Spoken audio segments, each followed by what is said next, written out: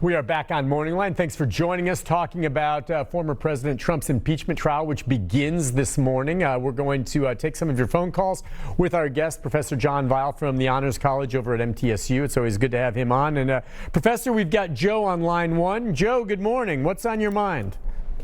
Just a couple of comments. Okay. This man has been an embarrassment to the United States political system all the time that he's been in office. But if anything comes out of this where he's convicted, not convicted, I just hope one thing comes out of it, that he can't run for political office again. Because, I mean, just look at it on the face. This guy just couldn't stand defeat, and he's tried every trick in the book to get around that, and the stuff that he's done is just, I feel embarrassed to be in a political system for the United States of America, and I hope he never gets to run for nothing. Talk about that, Professor, a bit. I mean, some people are wondering, all right, what will it take to, prevent him, perhaps, of ever running again? And we don't know. He may run again in 4 years. He may not. But, I mean, what would it take to do that? This actually relates to the earlier question, which is, does it make any sense? Is it legal to have a trial for someone who's already left office? And one of the arguments for it is that, there are actually two components to the trial. One is guilt or innocence, which requires a 2/3 vote. If you would get, in the unlikely event that you would get the 2/3 majority to convict, the Senate could then impose as a penalty the fact that he could no longer run for political office. Now, the other thing, of course, to remember is Trump can't win an office unless people vote for him. And to go back to the Nixon impeachment, I did a webinar last night, and one of the comments I made was, one of the reasons I think that the House did not impeach and the Senate did not try Nixon after he resigned from office is it's unlikely he could have been elected as a dog catcher. He was so far down in public opinion. Right now, public opinion, I think it's like 56% of the American people favor his conviction, but that's far from overwhelming and does suggest that, there's a possibility that he could, in fact, run again for president. Okay. And with regard to the way the president set the stage for this, former president, I'm wondering if part of the prosecution, Professor, what they're going to do is look at how Donald Trump, who I think is a master at media manipulation, and if you will, propaganda, frankly, for more than a year, he had been harping on how he felt the electoral process, with absolutely zero evidence, was flawed and is going to be stacked against him. And he just kept harping on that. And let's face it, whoever's in the office of the presidency, regardless, is going to be looked up to by millions of Americans. And these Americans that maybe voted for him, without doing any looking or researching themselves, take what he says at face value, and they just didn't hear it once. They heard it dozens and dozens and dozens of times. And those of us who have looked into these allegations and know that there's absolutely no substance to them know better. But if you're just someone who blindly follows this president you believe in, and he keeps saying it over and over again, it's easy to understand how come election time and come January 6th, they were true believers. And I wonder if they're going to try to make the case that, look, he started setting the stage and he knew exactly what he was doing. Okay? I don't know what the president truly believes, but I suspect he knows he doesn't have any hard evidence to prove that this was flawed, but that he knew by setting the stage, he may still be able to protect himself even if he doesn't win re-election.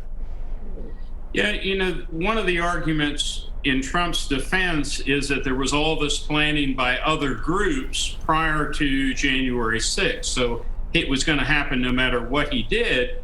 But this sort of ignores the fact that you're bringing up that for the last couple months, he's been saying, the election has been stolen from me. There are all these votes that weren't counted, and these were destroyed and the like. It reminds me of the comment, and I wish I could get it word for word, but something to the effect, when they asked Trump prior to the election whether he would accept it, he said, yes, if I win. Yes. Other times it was like, well, I can't believe that somebody named Joe would capture more votes than I did. Well, as a matter of reality, that's what happened. Yeah, it's just, let's take a call from Ann next. Ann, good morning. Hi, Ann. Good morning. Morning. Several of the pardons that Donald Trump issued in his last days were conditional pardons. And one of Cohen's remarks caught my ear when I heard an interview with him about a pardon called a pocket pardon. Can you please explain to me what a pocket pardon is, as it would seem to imply that Donald Trump could still be holding back a pardon that he could issue for himself. And if so, this could help him out, say, in Georgia, or if it would only imply to him with federal crimes. Please explain a pocket pardon. Okay, the way I understood it, a pocket pardon is kind of like a secret pardon, and I'm not sure how that works, Professor. I'm not sure that I do either. I wish I knew more about it. There's a broader question which Ann raises, which is, is it possible for a president to pardon himself? I frankly was expecting that he might up to the very last day. If you do pardon yourself, you're sort of acknowledging guilt, and that's not something that Trump particularly likes to do. I think the consensus is that a president does not have the right to pardon himself, and it goes back to the legal principle that no person should be a judge in their own case. But since we've never had a presidential self-pardon, it would probably be up to the courts ultimately to decide whether it was legitimate or not. Okay, and yeah, just doing a quick, Google search on it.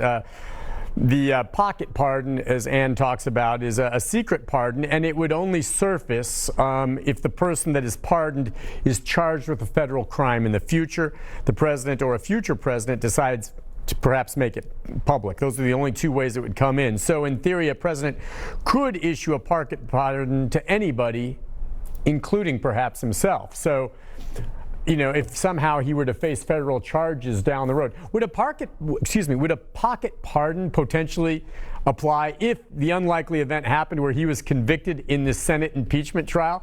Would a pocket pardon come into play against that? I don't think so. Okay. And again, but remember, the only penalty there are two possible penalties for impeachment. The conviction of impeachment. One is removal from office, which is no longer possible with Trump. But the other is a prohibition against further office. To answer another part, though, of what Ann said, even a pocket pardon would not protect against a state conviction. President can only pardon for federal offenses. And that's true, and that would be true of a self-pardon as well as a pardon for someone else. And we had heard all along, Professor, that at some point the state of New York might be seeking some charges against the president. Has there been any update on that front, or what does that relate to, and do we think that still is coming? In today's paper, there was an article that there was a prosecution that had been brought against Manafort, and they have decided not to continue with that. I'm really not sure of the president. But one other point for Ann is, and maybe to your last question, a presidential pardon cannot extend to impeachment. So even apart from the other, that is a completely different system, he does not have that power. Okay, back to the phone lines. Good morning. Is this Lonell or Donnell? Are you there, Donnell? It's Ronald. Oh, I'm sorry, Ronald. I apologize. I misheard. Go ahead, Ronald. Yes, I was wondering if y'all had done any research on the guy named John Earl Sullivan that was part of the Black Lives Matter group that went up there and dressed in Trump gear and was one of the lead rioters at the At the, White on House, January at the Capitol? 6th? Oh, okay. Yeah, Yeah. John Earl Sullivan. Yeah, I mean, I can tell you, I'm not heard of that particular name. There have been some charges that this was kind of a false flag event, that somehow people went to the White House, listened to the president for an hour and a half, carried Trump flags, prayed on Trump's behalf, demonstrated on Trump's behalf, but that they're really somebody else. And, you know, there's always possible that somebody from the far left joins somebody from the far right, you know, just to create chaos. But the thought that 10, 20,000 people who gathered and broke into the Capitol are somehow supporters of someone other than Trump, I just don't think is very credible. well, it has not been proven, and I don't doubt maybe this individual, he says, you're right, may have been there. There probably were some there that were there for other purposes as well. But there's a narrative there that the vast majority were not Trump supporters, that they're imposters, and that is patently absurd. And if for no other reason, just take a look at the 200 that have been arrested so far.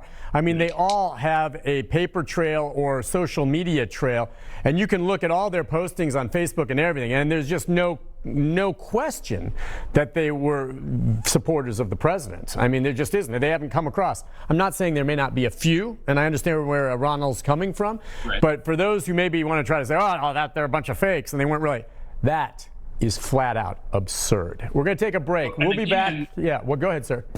Well, the day that they're convening is the day to stop the count of the votes that would make Joe Biden president. Right. So that suggests that they're Trump supporters. Well, right. If it was the other way, they would not be making that argument. So please, so much of this just has to come down to, it seems like these days, in so many ways, when it comes to politics in general, common sense flies out the window, and we just, because we're so partisan, choose to ignore the obvious. And that's scary stuff. We'll take a break. Be back with more phone calls right after this.